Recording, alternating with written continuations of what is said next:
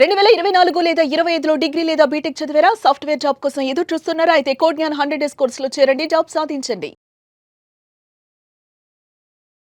నమస్కారం, welcome to Suman TV. నేను మీ anchor సిరి. సహజీవనం ఉండడం నేరం కాదు అని రీసెంట్ గానే అలహాబాద్ హైకోర్టు అయితే కీలకమైన తీర్పునైతే ఇవ్వడం జరిగింది. ఇంతకీ ఏ సందర్భాల్లో ఆ తీర్పునైతే ఇవ్వడం జరిగింది అండ్ దానికి గల కారణాలు ఏంటి, వీటన్నిటి గురించి క్లియర్ గా ఇన్ఫర్మేషన్ ఇవ్వడానికి మనతో పాటు ఉన్నారు హైకోర్టు అడ్వకేట్ అలగిరి రవీంద్రనాథ్ గారు. అడిగి తెలుసుకునే ప్రయత్నం చేద్దాం. నమస్కారం సార్. నమస్తే అండి శ్రీ గారు. అలహాబాద్ హైకోర్టు అయితే సహజీవనం ఉండడం నేరం కాదు అని తీర్పునైతే ఇవ్వడం జరిగింది. అలా ఇవ్వడానికి గల కారణాలు ఏంటి, దానికి సంబంధించిన లేటెస్ట్ అప్డేట్స్ ఏంటి సార్? 12 మంది మహిళలు కలిసి అలహాబాద్ హైకోర్టులో వాళ్ళు ఒక పిటిషన్ ఫైల్ చేసుకున్నారు. సామాజికంగా మేము చాలా అవమానాలకు గురవుతున్నాం. సామాజికంగా అంటే మేము ఉన్నటువంటి మా మతానికి మా కులానికి సంబంధించి కొన్ని అసమానతలకు మేము గురవుతున్నాం కాబట్టి మమ్మల్ని ప్రొటెక్షన్ చేయండి. బట్ ఈరోజు ఉన్నటువంటి మ్యారిటల్ స్టేటస్ అయితే ఏవైతే ఉన్నాయో మేము వాటిని యాక్సెప్టెన్స్ అయితే ఇవ్వట్లేదు.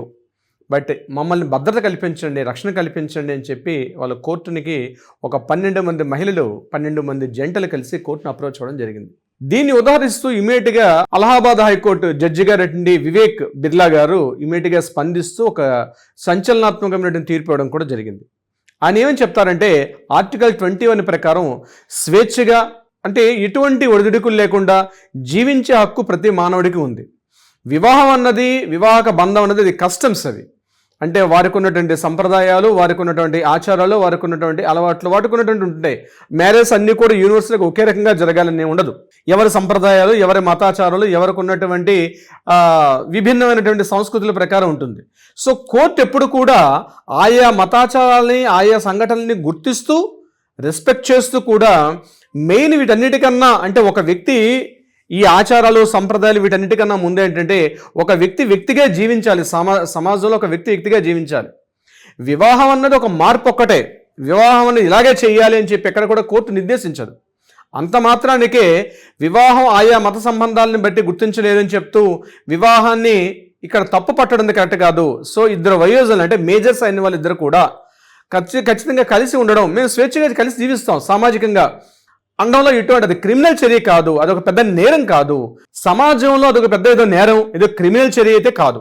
సో వాళ్ళని మనం గౌరవించాల్సిన బాధ్యత ఉంది అని చెప్తూ కూడా ఈ 12 మంది ఎవరైతే ఆశ్రయించారో, కోర్టును ఆశ్రయించారో వీళ్ళందరికీ పూర్తి రక్షణ, భద్రత కల్పించమని చెప్తూ కూడా పోలీసులను ఆదేశిస్తూ కొత్త రకమైనటువంటి అంటే ఆల్రెడీ ఈ లివ్ ఇన్ రిలేషన్షిప్స్ మీద ఏవైతే ఉన్నాయో జంటలు అంటే కూడా ఏవైతే వివాహ చట్టాల్లో ఉన్నటువంటి భద్రతా చట్టాలు ఉన్నాయో, ముఖ్యంగా 2005 గృహహింస చట్టం మహిళలకు పూర్తిగా మనకి హక్కు ఉంటుంది. అంటే గృహహింసలు అంటే వైవాహిక జీవితంలో ఉన్న మహిళలకు ఒక రక్షణగా ఉన్నటువంటి ఏదైతే చట్టం ఉందో ఆ చట్టంలో ఉన్నటువంటి అన్ని రూల్స్ కూడా అనేక సందర్భాల్లో అనేక కోర్టులు ఒక తీర్పులు ఇవ్వడం కూడా జరిగింది. ఆ రకంగానే ఇక్కడ అలహాబాద్ హైకోర్టు కూడా దాన్ని ఉదాహరిస్తూ ఏం చెప్పారంటే, అవే తీర్పులకు అనుగుణంగా భార్యాభర్తలకు ఏవైతే హక్కులు ఉంటాయో అవే హక్కులు కూడా ఇక్కడ ఇంప్లిమెంట్ చేసుకోవాల్సిన అవసరం ఉంది.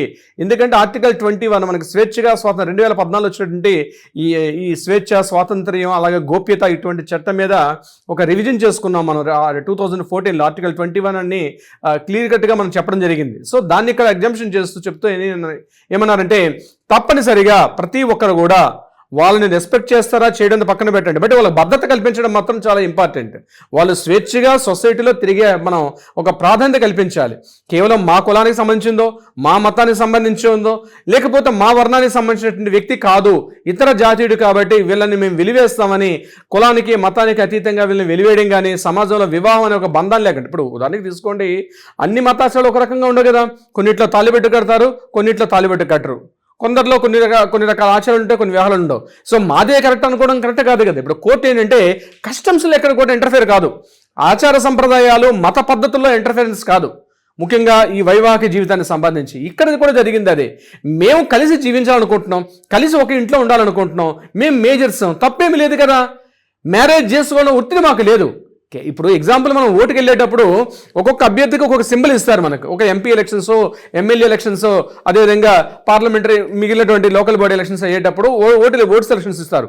ఓట్ ఎలక్షన్స్ ఇచ్చేటప్పుడు ఏ అభ్యర్థికి కూడా ఇంట్రెస్ట్ లేకపోతే కిందన నోట్ అని ఒక బటన్ కూడా ఉంటుంది. అంటే నాకు ఎవరి మీద ఇంట్రెస్ట్ లేదు, ఇక్కడ నుంచి లిస్టులో ఉన్న వాళ్ళు ఎవరు కూడా నేను అనుకున్నటువంటి నా అభ్యర్థులు car. So I have choose, నాకు ఒక రైట్ ఉంది. నాకు నోట్ అనేది కూడా మనం పెట్టుకున్నాం కదా. పార్లమెంట్ ఎలక్షన్స్లోను, ఎమ్మెల్యే ఎలక్షన్స్లోను, లేకపోతే కింద లోకల్ బాడీ ఎలక్షన్స్లో నోటాను మనం పెట్టుకున్నాం కదా. మరి అటువంటప్పుడు నేను సమాజంలో ప్రతి ఆచారాలు సంప్రదాయాలు నేను నచ్చని రూల్ నాకేం లేదు, నాకు నచ్చకుండా కొన్ని ఉంటాయి. వివాహంలో నచ్చకుండా నేను కలిసి జీవిస్తా. వివాహం అనేది ఒక పారామీటర్ కాదు కదా. నేను ఒక అమ్మాయితోనో అమ్మాయి అబ్బాయితో కలిసి జీవిస్తాం, that is called live in relationship. కానీ ఆయా సందర్భాల్లో రక్షణ బాధ్యత వాటి కల్పించాల్సిన బాధ్యత ఎవరిది? మనం ఉన్నటువంటి సమాజం యొక్క బాధ్యత ఉంది. ఇక్కడ నేను లివ్ ఇన్ రిలేషన్షిప్ని వెనకేసుకొస్తున్నాను అన్నటువంటి విషయం కాదు ఇక్కడ. సో వాళ్ళని రక్షణ కల్పించాల్సి, ఇప్పుడు మనం ఈరోజు స్వేచ్ఛగా విహరిస్తున్నామంటే మనకి రక్షణ ఉంది. ఈరోజు మన బాధ్యతలు ఉన్నాయి, మనకి హక్కులు ఉన్నాయి. మన బాధ్యతలు మనం నెరవేర్చినప్పుడు మనం ఈ సొసైటీలో స్వేచ్ఛగా విహరిస్తున్నాం అంటే మనకు కొన్ని రక్షణ చట్టాలు మనకున్నాయి. అందుకే హ్యాపీగా మనం ఎక్కడికైనా వెళ్తాం, ఎక్కడికైనా తిరుగుతాం, ఎవరింటికి వెళ్తాం, ఈ ఆఫీస్కి వెళ్తాం, ఈ ఆఫీస్కి వస్తాం. బికాజ్ మనకంటూ ఒక లా అండ్ ఆర్డర్ మనకు ప్రొటెక్ట్ చేస్తూ ఉంది. అదేవిధంగా పెళ్ళనే సంప్రదాయం మీద ఇష్టం లేని వ్యక్తులు ఒక ఆడామగా కలిసి జీవించడంలో ఎటువంటి తప్పిదం ఉంటుంది? వాళ్ళు ఏదో సామాజిక ద్రోహులు లేకపోతే సమాజ వినాశకారులా కాదు కదా. ఇదేం పెద్ద క్రిమినల్ చర్య కాదు కదా. అటువంటి ఇష్టం లేకపోవడం నేరం కాదు కదా, ఇట్స్ ఎ క్రిమినల్ చర్య కాదు కదా. అది కోర్టు ఆ విషయం సంబంధించి ఈరోజు అలహాబాద్ హైకోర్టు ఆ రకంగా మాట్లాడే వాళ్ళు చేసింది క్రిమినల్ నేరం కాదు కాబట్టి ఎట్టి పరిస్థితుల్లో వాళ్ళని సమాజం నుంచి వెలివేయడం కానీ లేకపోతే సొసైటీలో సమాజంలో దూరంగా పెట్టడం కరెక్ట్ కాదు. వాళ్ళని కలుపుకొని తిరగాలి, అది వాళ్ళ ఇష్టం. అది వాళ్ళు కలిసి వివాహం అనేది ఇంట్రెస్ట్లో లేదు కాబట్టి బట్ రక్షణ బాధ్యత కల్పించాల్సిన బాధ్యత ఉందని చెప్తూ అలహాబాద్ హైకోర్టు మనకి బిర్లా గారు ఈ తీర్పు ఇవ్వడం జరిగింది. వీళ్ళందరికీ కూడా బట్ ఏదైతే 498 డొమెస్టిక్ వైలెన్స్ అందులో ఉన్నటువంటి రక్షణ చట్టాలన్నీ కూడా ఇక్కడ మహిళ కాబట్టి మహిళలకు అవన్నీ కూడా హక్కులు వర్తిస్తాయి. అయితే ఒక్కటే ఏంటంటే ప్రాపర్టీస్ విషయంలో ఆమెకి సంబంధించిన ఆస్తుల వివరాలకు సంబంధించి మాత్రం పెద్దగా అంటే భార్యకి ఉన్నటువంటి అంటే ఇప్పుడు భర్తకి ఇప్పుడు ఎగ్జాంపుల్ మనం చెప్పాలంటే భార్యాభర్తలు కలిసి ఉండే సందర్భంలో భర్త ఎంత కోటీసుడైనా, భర్త స్వార్జిత ఆస్తి అయినా, భర్త పూర్వీకుల ఆస్తి సంప్రదాయం అయినా పెళ్లి చేసుకున్నంత మాత్రాన భార్యకి ఆ ఆస్తిలో ఎటువంటి హక్కు కూడా రాదు. ఇప్పుడు భర్త జీవించి ఉన్నంతకాలం కూడా భర్త మరణాంతరం మాత్రమే హక్కులు వస్తాయి. అది ఇక్కడ కూడా ఇంప్లిమెంట్ అవుతుంది. లివ్ ఇన్ రిలేషన్షిప్లో కూడా పిల్లలకు మాత్రం పూర్తి హక్కులు సంక్రమిస్తాయి.